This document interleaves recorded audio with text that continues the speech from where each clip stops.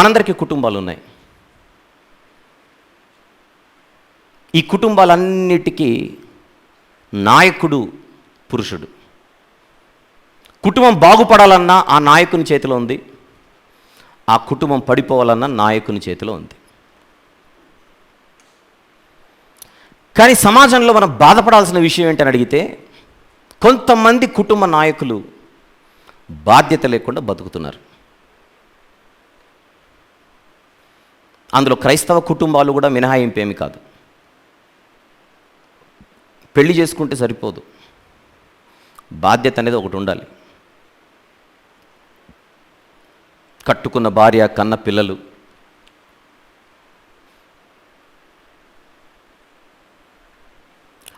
వారిని దేవుడు ఏర్పరిచిన మార్గంలో నడిపించాలి అనేటువంటి ఒక నిబద్ధత ఉండాలి, భయం ఉండాలి, భక్తి ఉండాలి. కానీ ఇది కరువై బ్రతుకుచున్న కొంతమంది కుటుంబ నాయకులలో వారిలో కొంతమందికి ఉండేటువంటి పరిస్థితి ఏంటని అడిగితే, భయంకరంగా ధూమపానానికి, మద్యపానానికి అలవాటు పడడం. ఎవరిచ్చారు పర్మిషన్ సిగరెట్లు తాగడానికి? ప్రభుత్వం ఇచ్చిందా? బస్సులో పొగ త్రాగకూడదు అంటే అర్థం ఏంటి? కిందికి తాగి చావనే కదా, కిందికి దిగి తాగి చావనే కదా అర్థం.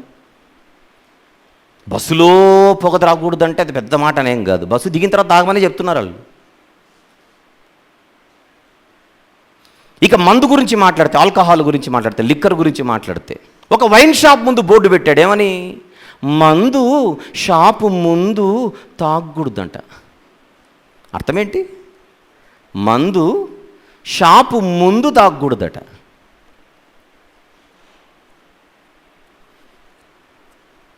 ఎనికెళ్ళి తాగుచావని, ముందు తాగకంతే. ఎందుకు? నువ్వు తాగడం నిలబడితే వెనకలో కొత్తోడు రాడుగా కస్టమర్, గనక తీసుకున్నోడు వెనకెళ్ళి తాగిచావు.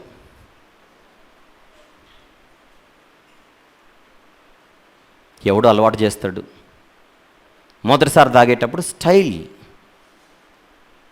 ఆ తర్వాత దానికి బానిసలైపోయి 60 ఏళ్ళు బతకాల్సిన మనిషి 40కే పోతాడు, 70 ఏళ్ళు బతకాల్సిన మనిషి 50కి వెళ్ళిపోతున్నాడు.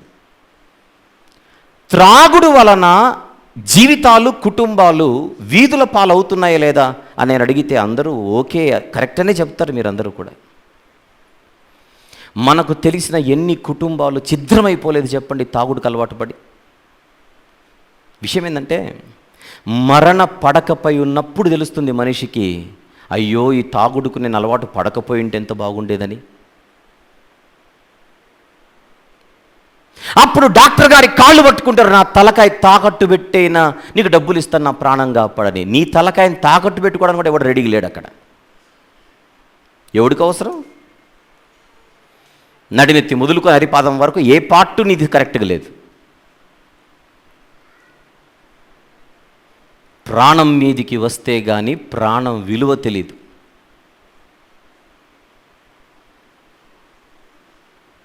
దేహం విడిచే కాలం వస్తే అప్పుడా మనం కళ్ళు తెరుచుకునేది. జీవితం అంటే ఏంటో అప్పుడా మనకు తెలిసేది. అంటే జీవితము విలువ తెలియాలంటే ప్రాణం మీదికి రావాలా పరిస్థితి.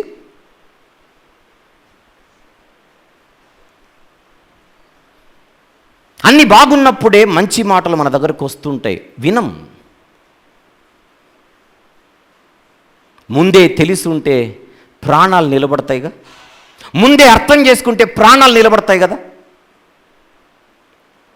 ఈ మాట ఎందుకు చెప్తున్నానంటే, ఇంకొక 20-30 ఏళ్ళు హ్యాపీగా బతకాల్సిన మనిషి 20 ఏళ్లకు ముందే చచ్చిపోతుంటే ఆయన మీద ఆధారపడి బతుకుతున్న భార్య ఏం కావాలి, పిల్లలు ఏం కావాలి? నీ ఇష్టానుసారం నువ్వు తాగితివి, నీ ఇష్టానుసారంగా నువ్వు సుఖపడితివి, నీ ఇష్టానుసారంగా చచ్చిపోతివి. ఈ మాత్రం దానికి పెళ్ళెందుకు? ఈ మాత్రం దానికి పిల్లల్ని కనడం ఎందుకు? ధూమపానము చేసిన, మద్యపానము సేవించిన మట్టిలోనికి త్వరగా పోవడం అనేది ఖాయం కదా. మరి మధ్యలో వచ్చిన అలవాటు ఇది, ముందు నుంచి పుట్టుకతో వచ్చిన అలవాటు కాదు, మధ్యలో వచ్చిన అలవాటు. అందుకే దాని పేరు మద్యపానం. తల్లి పాలు తాగి పెరిగినటువంటి మనిషి ఒక వయసు వచ్చిన తర్వాత ఏ పనికి మాలిన వాడు అలవాటు చేశారు ఈ మందుని?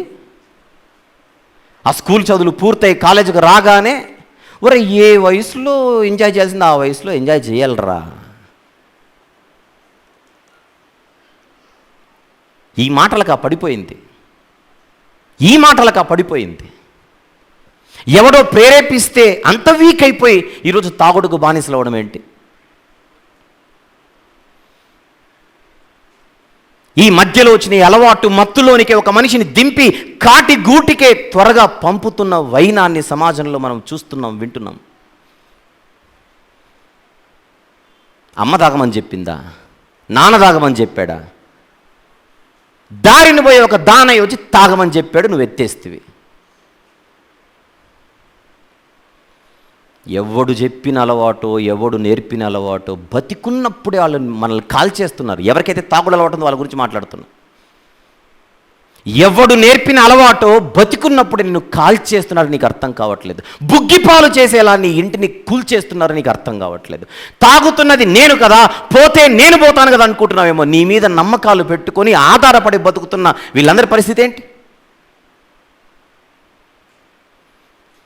నమ్ముకున్న వారందరినీ ఒక్కసారిగా నువ్వు విడిచెళ్ళిపోతే నిస్సహాయరాలిగా ఆ పిల్లల్ని పెట్టుకొని ఆ స్త్రీ ఎక్కడికి వెళ్ళాలి, ఎలా బతకాలి?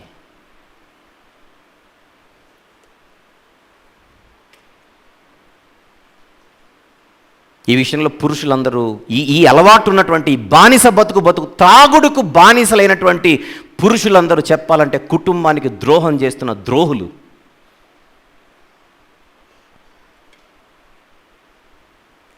అందుకే ఈ మధ్యకాలంలో ఎక్కడైనా పెళ్ళిళ్ళలో మెసేజ్ చెప్పేటప్పుడు నేను ఒకటి చెప్తుంటాను, ఏమని? మంచి అలవాట్లు ఉంటే పెళ్లి చేయండి, చెడ్డ అలవాట్లు ఉంటే పెళ్లి ముచ్చట ఎత్తకండి. అనవసరంగా ఒక అమ్మాయి జీవితాన్ని నాశనం చేసినట్టే. వయసు వచ్చింది కదా అని చేయకండి, అలవాట్లు బాగుంటే పెళ్లి చేయాలి. వాడి సహవాసం సరిగా లేదు, వాడి బతుకు సరిగా లేదు, వాడి జీవితం సరిగా లేదు, ఎందుకు పెళ్ళి? పెళ్ళి చేస్తే బాగుపడతాడేమో బ్రదరు. ఇది లాజిక్. మళ్ళీ ఇక్కడ ఎవరు బాగుపరచాలి? పెళ్లి చేస్తే ఎక్కడో ఉన్న అమ్మాయి వచ్చి ఇన్ని బాగు చేయాలా? ఆ బాగుపరిచేది ఇంట్లో ఉన్న వాళ్ళు బాగుపరిస్తే చాలు.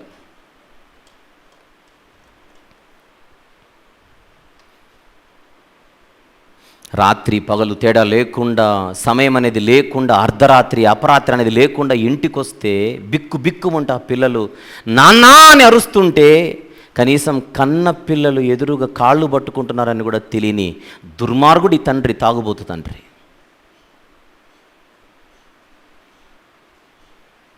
కన్నవారు నాన్న అంటున్నారు, కట్టుకున్నామేమో వద్దంటోంది. కన్నవారు నాన్న, అసలు ఆ పిల్లలు నాన్న అని పిలిస్తే గుండెలన్నీ కరిగిపోతాయి మనిషి అన్నోడికి. అవునా? మనిషి అన్నవాడికి కన్నబిడ్డలు నాన్న అని పిలవగానే ఏమనిపిస్తుంది? ఈ బిడ్డల కోసం దేనైనా వదులుకోవాలరా అనిపిస్తుంది. ఆ తాగుడు మాత్రం వదలడు, బిడ్డలు పోయినా పర్లేదు. కన్నవారే నాన్న అన్నా, కట్టుకున్నవారు వద్దని చెప్పినా కాటు వేసే మందు కోసం తప్పించిపోతున్న దౌర్భాగ్యపు జీవితాలు. తాగేమైనా ఊరుకుంటాడా? ఓ పెద్ద దొరలాగా ఊరిలో ఉన్న వాళ్ళందరి మీదకి వస్తాడు, ఊరుకుంటాడా? ఊరిలోన ఉన్నవారిపై ఉన్నపాటున దాడులు చేస్తుంటాడు. హద్దు అదుపు లేకుండా నోటికొచ్చిందల్లా మాట్లాడతాడు. విపరీతమైన దూషణ మాటలు. ఎవడిచ్చాడు నీకు పర్మిషన్ తిట్టడానికి? నువ్వు తాగిన మందు సీసా ఇచ్చిందా?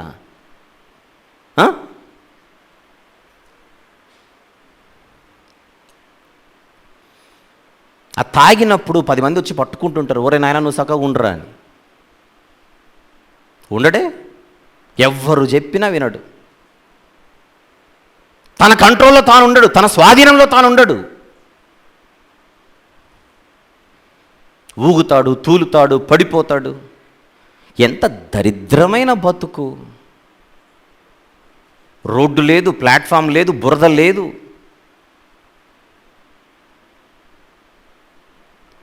సిగ్గుకరమైన జీవితం కాదు ఇది. పోనీ ఆ వీడియో తీసి ఆ వీడియో చూపించేటప్పుడైనా ఆ వీడియో నువ్వు ఆ బతుకేంటో తాగినప్పుడు తూలడము, ఊగడము, పడిపోవడము, బురదలో దొరలాడడము, ఇవన్నీ వీడియో తీసి చూసేటప్పుడైనా నేనేనా, ఇదేనా నా బతుకు, చీ అని అనిపించదా? అమ్మ కంటే, నాన్న కంటే, భార్య కంటే, పిల్లల కంటే, తోబుట్టువుల కంటే, అందరికంటే ఆ మందు పనికి మాలిన సీసా ఎక్కువైపోయిందా?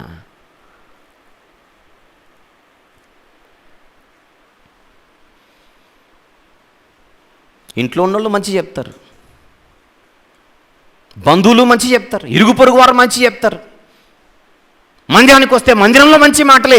మంచి మాటలు ఎన్ని చెప్పినా, మంచి మాటలే అందరూ చెప్పినా, జీవితాన్ని ముంచేసే మందు కోసం ఈ మాటలన్నీ పక్కన పెడతాడు. వినడు, ఎవరి మాటలు వినడు, ఎవడి మాటలు ఎక్కవు. నా మంచి కోసమే చెబుతున్నారన్న ఒక చిన్న మాట ఆలోచించి చావనే చావరు.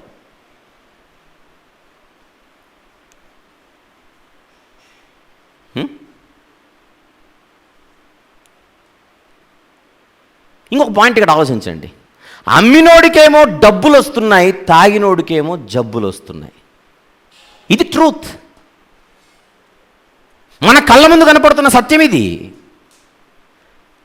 అమ్మినోడికి డబ్బులు వస్తున్నాయి, తాగినోడికి జబ్బులు వస్తున్నాయి, కళ్ళ ముందు కనబడుతున్నాయి. ఆలోచించి, ఛీ ఇది కాదు కదా, ఇది వ్యాపారం కదా, ఇందులో దుర్వ్యాపారం ఉంది కదా, ఇందులో స్వార్థం ఉంది కదా.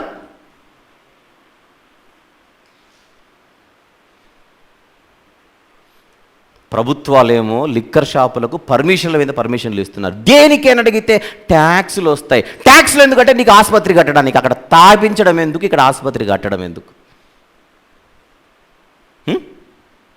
అక్కడ మందు పోసింది నువ్వే, ఆసుపత్రి కట్టింది నువ్వే.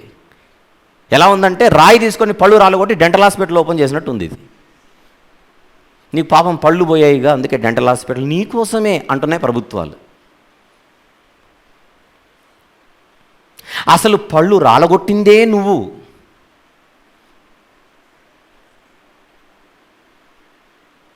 ఎవడో నేర్పిన అలవాట్లు మాత్రం బాగా ఎక్కించుకున్నారు. ఎవరు చెప్పినా వినకుండా మాత్రం చెవిని గాలికి వదిలేశారు. అసలు ఈ జీవితాన్ని ఎవరిచ్చారో అని కూడా ఆలోచించకుండా బతికేస్తున్నారు. సిగ్గుకరమైన జీవితాలు. దేవుడిచ్చిన ఆయుష్ను కాస్త ఎంతగా నాశనం చేసుకుంటున్నారో ఒక్కసారి ఆలోచించండి. ఎంతగా నాశనం చేసుకుంటున్నారు. అవయవాలు దెబ్బతిని, లివర్ చెడిపోయి, ఆరోగ్యం దెబ్బతిని చచ్చిపోయే తాగుబోతులందరూ తెలుసుకోవాల్సింది ఏంటో చెప్పనా? మీరు కరెక్ట్గా బతికితే ఇంకొక 20-30 ఏళ్ళు హ్యాపీగా బతుకుతారు. ఆరోగ్యపరంగా మాట్లాడితే చావును కొని తెచ్చుకోవడం అంతే. చావును కొని తెచ్చుకోవడం అంతే. ఒక్కడు పోతాడా? ఇక్కడ పెళ్లి చేసుకున్నాడుగా, భార్య ఉందిగా, పిల్లలు ఉన్నారుగా, ఇంటికి పెద్ద కుమారుడైతే తోబుట్టువులు ఉన్నారుగా, వృద్ధాప్యంలో ఉన్న తల్లిదండ్రులు ఉంటే నీ మీద ఆధారపడిన తల్లి ఉంది కదా, తండ్రి ఉంది కదా, వీళ్ళందరినీ గాలికి వదిలేసి వెళ్ళిపోతావా? ఇది ఒక బతుకేనా?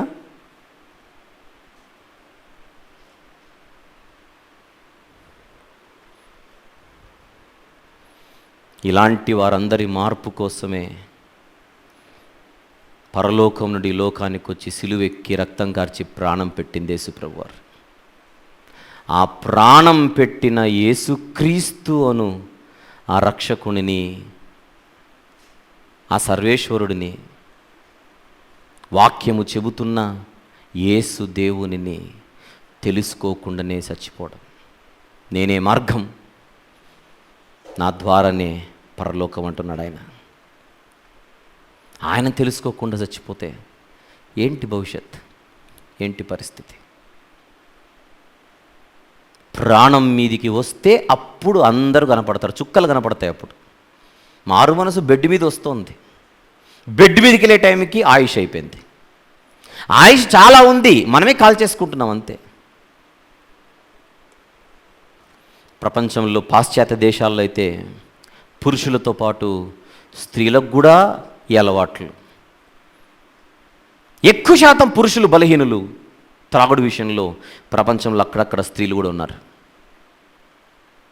యవనస్తులుగా ఉండి అలవాటు చేసుకొని ఏకంగా జీవితాన్నే కాల్చేసుకొని కూల్చేసుకుంటున్నటువంటి వారి కోసం ఆశ్రయ దుర్గం అన్నటువంటి ఈ ఆల్బంలో చివరి పాట ఈరోజు మనం రిలీజ్ చేసుకుంటున్నాం. ప్రాణం మీదికి వస్తే కానీ ప్రాణం విలువే తెలీదా, దేహం విడిచే కాలం వస్తే కానీ జీవితం విలువే తెలియదా, జీవితం అంటే తెలీదా, ముందే తెలుసుంటే ప్రాణం నిలిచేది కదా, కొద్ది కాలమైనా కనీసం జీవితం ఉండేది కదా. ఈ పాట నేను రాయడానికి కనీసం ఇంకొక 20 ఏళ్ళు బతికే అవకాశం ఉన్నా ఆ 20 ఏళ్లకు ముందే చనిపోయి తన కుటుంబాన్ని ఒక రకంగా తండ్రి లేని, యజమానులు లేని అనాథలుగా చేసిన ఒక పెద్ద మనిషిని మనసులో పెట్టుకొని పాట రాశాను. కొన్ని సంవత్సరాల కిందట రాసిన పాట ఇది. ఈ రూపము దాల్చి ఈరోజు మన మధ్యకు రావడానికి ఆర్థిక పరంగా మిగిలిన పరంగా మనకు సహాయం అందేసరికి ఇంత టైం పట్టింది. పాట కాదు, హెచ్చరిక. ఇది ఒక వ్యక్తిని దృష్టిలో పెట్టుకొని రాసినప్పటికీ ఇది ఈ సమాజంలో ఈ భాష అర్థమయ్యే ఈ త్రాగుడు, ధూమపానం, మద్యపానానికి బానిసలైన బలహీనులైన ప్రతి ఒక్కరికి అప్లై అయ్యేటువంటి పాట. మన వాళ్ళు ఎవరైనా ఉంటే వారికి చూపిద్దాం, ఆలోచించమని చెప్దాం, మారమని కోరదాం.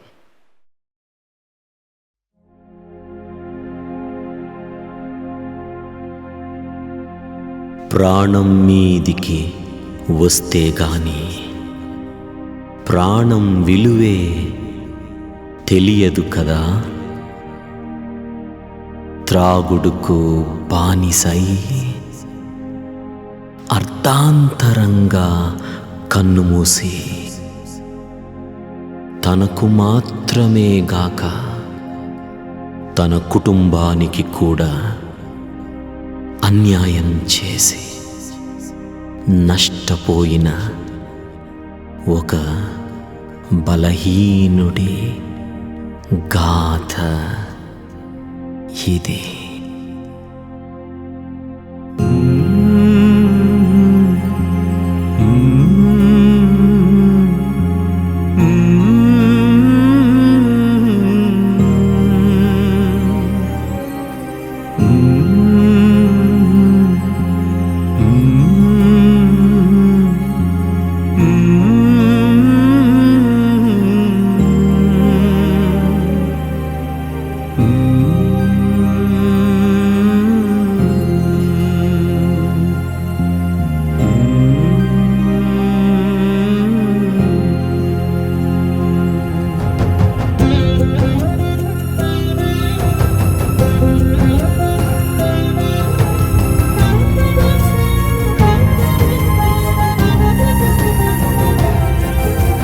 ప్రాణం మీదికి వస్తే గాని ప్రాణం విలువే తెలియదే, దేహం విడిచే కాలం వస్తే జీవితమేంతో తెలియునే. ప్రాణం మీదికి వస్తే గాని ప్రాణం విలువే తెలియదే, దేహం విడిచే కాలం వస్తే జీవితమేంటో తెలియునే. ముందే తెలిసుంటే ప్రాణం నిలిచేదే, కొద్ది కాలమైనా జీవితముండేదే. ముందే తెలిసుంటే ప్రాణం నిలిచేదే, కొద్ది కాలమైనా జీవితముండేదే. ప్రాణం మీదికి వస్తే గాని ప్రాణం విలువే తెలియదే, దేహం విడిచే కాలం వస్తే జీవితమేంటో తెలియునే.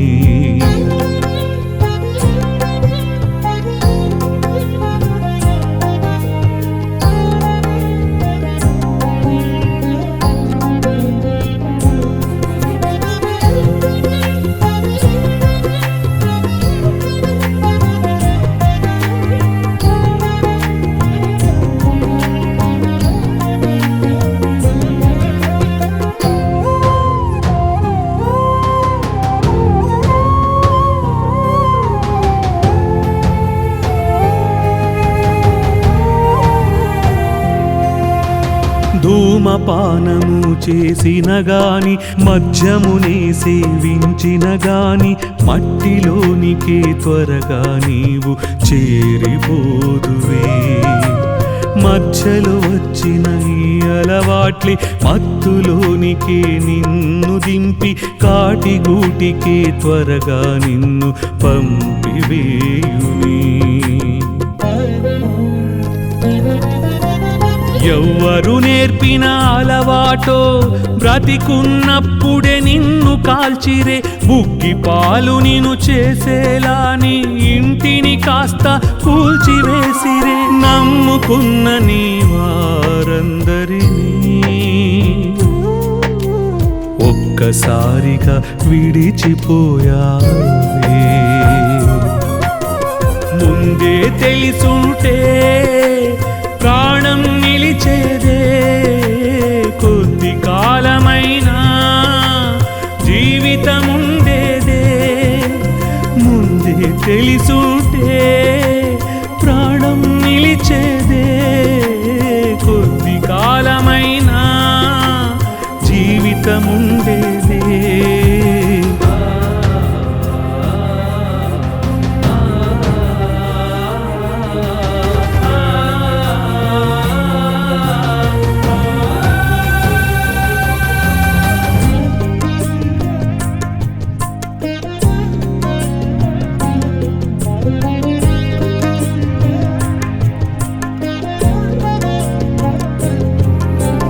కన్నవారే నాన్నానిన కట్టుకున్నవారొద్దని చెప్పిన కాటు వేసే మందు కోసం తప్పించిపోతీవే. ఊరిలోన ఉన్న వారిపై ఉన్న పాటునే దాడులు చేసి హద్దు అదుపు ఏదీ లేక దూషిస్తీవే. ఎవ్వరు చెప్పిన వినకుండా వీధులలోన కేకలు వేసి స్వాధీనములో ఉండలేక ఊగిపోతూ తూలిపోతివే. తెలివి లేక నీ జీవితాన్ని దారిలోని కోల్పోతివే. ముందే తెలిసుంటే ప్రాణం నిలిచేదే, కొద్ది కాలమైనా జీవితముండేదే. ముందే తెలిసుంటే ప్రాణం నిలిచేదే, కొద్ది కాలమైనా జీవితముండేదే. తాగుడుకు బానిసైన ఒక వ్యక్తి ఉన్న ఇంటిలో దుఃఖం ఉంటుంది, శ్రమ ఉంటుంది, చింత ఉంటుంది, జగడములు ఉంటాయి, హేతువు లేని గాయములు. అలా పోతాడు, అలా పడిపోతాడు. మనిషి కాస్త పశువు అయిపోయాడు. ఇప్పుడు వాళ్ళందరూ నేను అడుగుతున్నాను, మీకు కుటుంబాలు లేవా? మీకు భార్య లేదా? పిల్లలు లేరా? తల్లి లేదా? చెల్లి లేదా? మీ మీద ఆధారపడిన వాళ్ళు ఎంతమంది లేరు? వాళ్ళందరినీ మర్చిపోయారా మీరు? ఒకరిని కట్టుకొని మీరు అన్యాయం చేశారు, ఇద్దరిని కని వారికి ద్రోహం చేశారు. మంచి మాటలే ఎన్నో విన్న, మంచి కోసమే అందరూ చెప్పిన మందు కోసమే ముందుకు వెళ్ళి వినకపోతివే. అమ్మినోడికే డబ్బులు రాగా త్రాగినోడికే జబ్బులు వస్తే చూసి కూడా కళ్ళతో నీవు ఎరుగకుంటివే. ఎవ్వరు ఇచ్చిన ఆయుష్షో అని ఆలోచించక మోసపోతివే. దేవుడిచ్చిన జీవితాన్ని నీకు నీవే కాల్చుకుంటివే. ప్రాణం పెట్టిన యేసుదేవుని చేరకుండని వెళ్ళిపోతివే. ముందే తెలిసుంటే ప్రాణం నిలిచేదే, కొద్ది కాలమైనా జీవితముండేదే. ముందే తెలిసుంటే ప్రాణం నిలిచేదే, కొద్ది కాలమైనా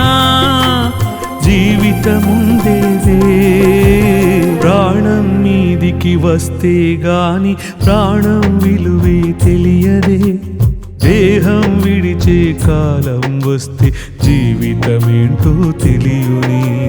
ప్రాణం మీదికి వస్తే గాని ప్రాణం విలువే తెలియదే. దేహం విడిచే కాలం వస్తే జీవితమేంటో తెలియుని. ముందే తెలిసుంటే ప్రాణం నిలిచేదే. కొద్ది కాలమైనా జీవితముండేదే. ముందే తెలిసుంటే ప్రాణం నిలిచేదే. కొద్ది కాలమైనా జీవితముండేదే. ముందే తెలిసుంటే ప్రాణం నిలిచేదే. కొద్ది కాలమైనా జీవితముండేదే. ముందే తెలిసుంటే ప్రాణం నిలిచేదే. కొద్ది కాలమైనా జీవితముండేదే.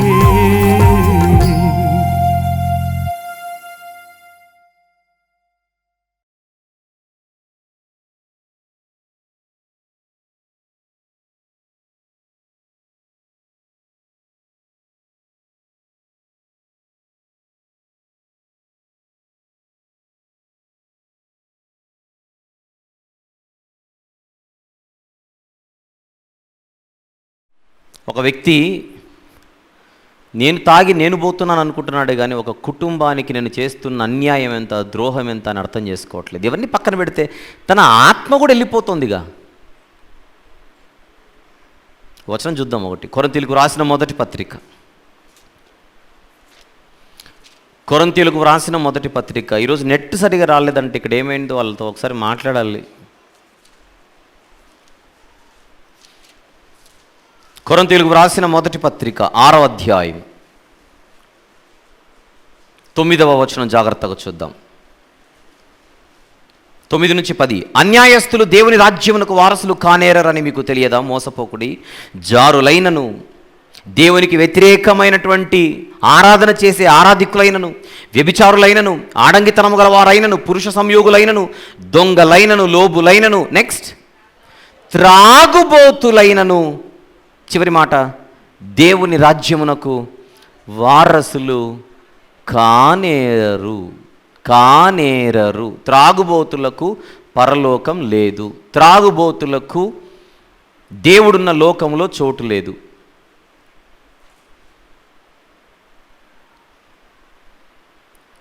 ఏదో ఊహించుకొని ఏమో ఉద్ధరిద్దాం అనుకున్నట్టుగా ఓవర్ కాన్ఫిడెన్స్తో ముందుకు వెళ్ళిపోతే ఆత్మ నిత్య వేదనలోనికి జారిపోతే ఆ బాధను ఎవరు వర్ణించలేరు.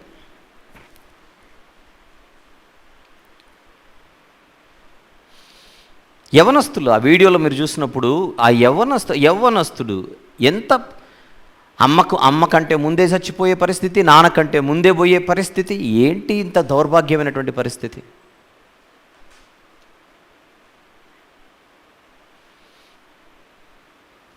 ప్రసంగి గ్రంథం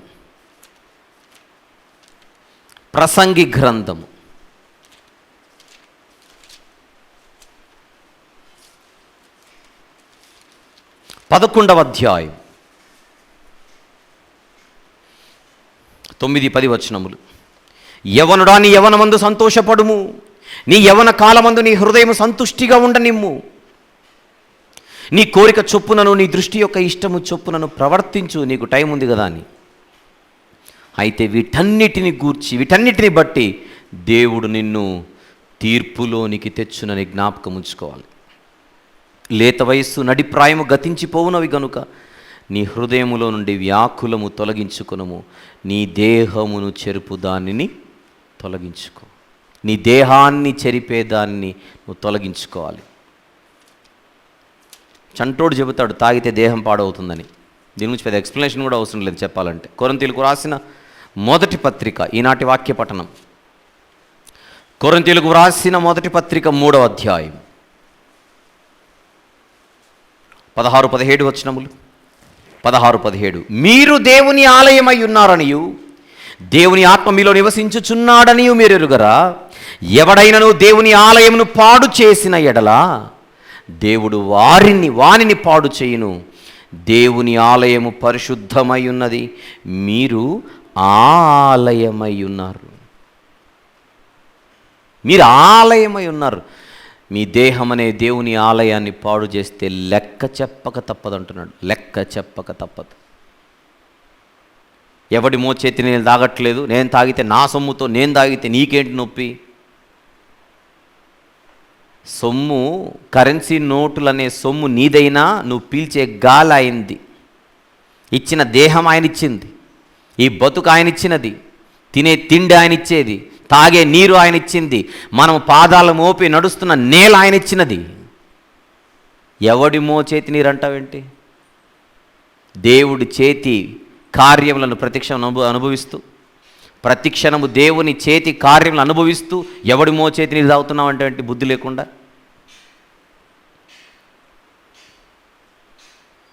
కనుక జీవితాలు కాలకముందే, కాపురాలు కూలకముందే కళ్ళు తెరుచుకోవాల్సిన వాళ్ళు కళ్ళు తెరుచుకొని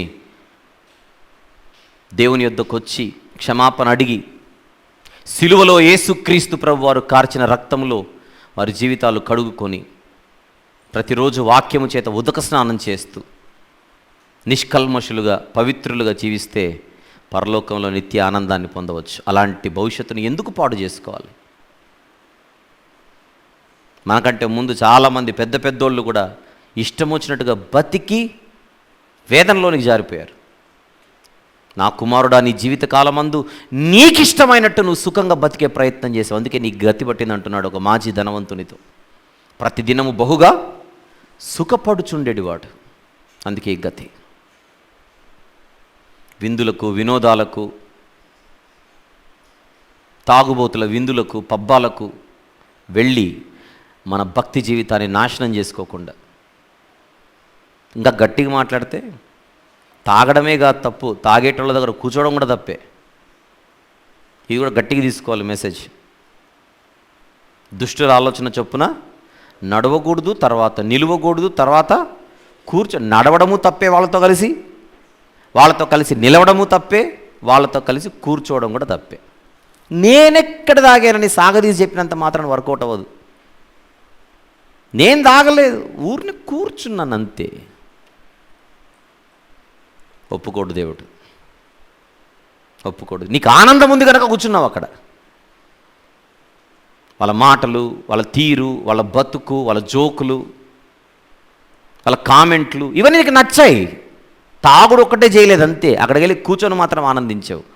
దేవుని వాక్యమందు ఆనందించవలసిన బ్రతుకులు మనందరివి. ఎక్కడో నేను ఆనందాన్ని పొందుతానంటే, పరుగులు ఎత్తుతానంటే ఒప్పుకోడు దేవుడు. యాంథోనీ రెడ్డి అన్న చెప్పిన మాట మరొకసారి జ్ఞాపకం చేస్తున్నా. నా జీవితంలో కొద్ది కాలము సంఘానికి దూరమై నేను ఎంత నష్టపోయానో నాకు తెలుసు అంటున్నాడు ఆయన. కానీ తెలుసుకొని మళ్ళీ పరిగెత్తుకుంటూ వచ్చి నేను ప్రతి సందర్భంలో ప్రతిసారి ఇక్కడికి వచ్చినప్పుడు ఆనందం తెలిపోతున్నాను, నెమ్మది కలిగి వెళ్ళిపోతున్నాను అంటున్నాడు. సంఘానికి, సంఘ కార్యక్రమాలకు, దేవుడిచ్చిన బాధ్యతలకు, దేవుడిచ్చిన అవకాశానికి ఎవ్వరూ దూరం అవ్వకుండా జాగ్రత్త పడడం మన విధి, మన కర్తవ్యం. ఈ పాట ఇంత చక్కగా రావడానికి దేవుడు ఎందరినో వాడుకున్నాడు. ఎప్పుడో వ్రాసి స్వరపరిచి ఇది త్వరగా అందరి ముందుకు రావాలనే ప్రయత్నం చేసిన,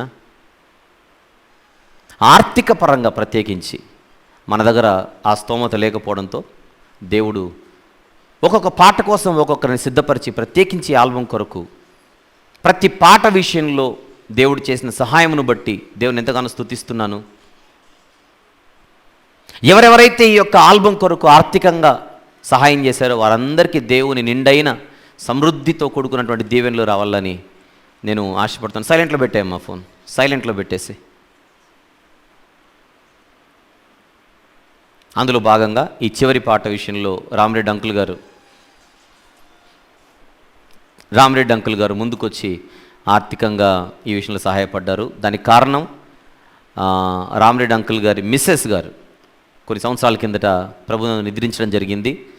మరి తన జ్ఞాపకార్థంగా ఈ పాట ప్రజల మధ్యకు రావాలి అని వెంకటలక్ష్మి ఆంటీ గారి జ్ఞాపకార్థంతో అంకుల్ గారు సహాయం చేశారు. అందును బట్టి వారి కుటుంబం అంతటికి, కుటుంబ సభ్యులందరికీ దేవుని చలన చూపు ఎల్లవేళలా ఉండాలని నేను కోరుకుంటున్నాను, వారి నిమిత్తం ప్రార్థిస్తున్నాను. అలాగనే ఎప్పట్లాగే ఇప్పటివరకు హిందీ పాటలు పక్కన పెడితే తెలుగు పాటలలో ఇది 58వ పాట. తెలుగు పాటలలో ఇది 58వ పాట. ఈ 58 పాటలు 7 ఆల్బమ్స్ మనము పూర్తి చేసుకోవడానికి దేవుడు ఎంతగానో గొప్పగా నడిపించాడు. వీటన్నిటి విషయంలో సంగీతాన్ని సమకూర్చడానికి దేవుడు చక్కగా వాడుకున్నటువంటి తన చేతిలోని పాత్ర మేరా రాబర్ట్ గారు.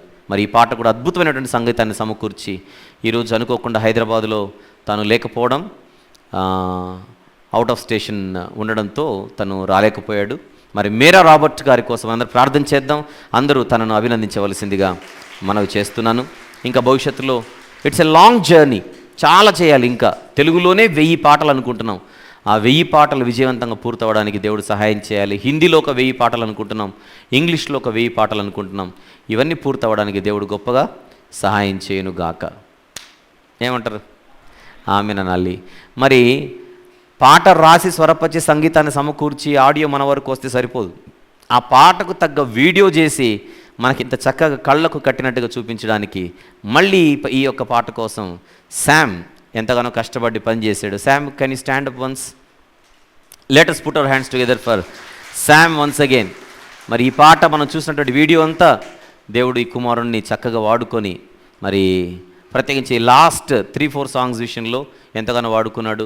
మరి ఇంతవరకు విన్నటువంటి వాక్యం అంతా కూడా మనందరి హృదయాలలో గొప్పగా నిలిచి ఫలించాలని మనము కోరుకుందాం, ప్రార్థిద్దాం. సాతాను వీటిని దొంగలించకుండా కాపాడుకుందాం. మన కుటుంబాలలో, మన బంధువుల్లో, మన మిత్రుల్లో, మన ఇరుగు పొరుగు వారిలో, మన సన్నిహితుల్లో, స్నేహితుల్లో, తోటి సంఘస్థులలో ఎవరికైనా ఇలాంటి చిన్న చిన్న బలహీనతలు ఉంటే త్వరగా వారిని బయటికి రమ్మని సాత్వికమైన మనసుతో వారిని ఆహ్వానిద్దాం, నడిపిద్దాం. దేవుడు ఆ రీతిగా మనల్ని నడిపించునుగాక. నేను విత్తబడినటువంటి వాక్య నిమిత్తం మాత్రమే చిన్న ప్రార్థన చేస్తాను. తదుపరి మిగిలిన కార్యక్రమంలోనికి వెళ్దాం. ప్రార్థనలు ఏకీభవించవలసిందిగా మనవి. ప్రేమగల తండ్రి, కృపగల దేవ, ఈరోజు మీరు ఇచ్చినటువంటి వాక్యం అంతటిని బట్టి మేము స్తుతిస్తున్నాము నాయన. మా అందరి హృదయాలలో గొప్పగా భద్రపరచబడి మా జీవితాలను మెరుగుపరుచున్నట్లుగా సహాయం చేయమని వేడుకొనుచున్నాం తండ్రి. 7 ఆల్బమ్స్ను పూర్తి చేసుకున్నట్టుగా మీరు సహాయం చేశారు. ఇంకా ఎన్నో చేయాలి. వాటన్నిటి విషయమై మాకు సహాయం చేయమని మీ యొక్క కృపను, మీ యొక్క నడిపింపును, మీ సహాయాన్ని అర్థిస్తూ యేసు ప్రభు వారి పరిశుద్ధ నామములో ప్రార్థన సమర్పిస్తున్నాము తండ్రి. ఆమెన్.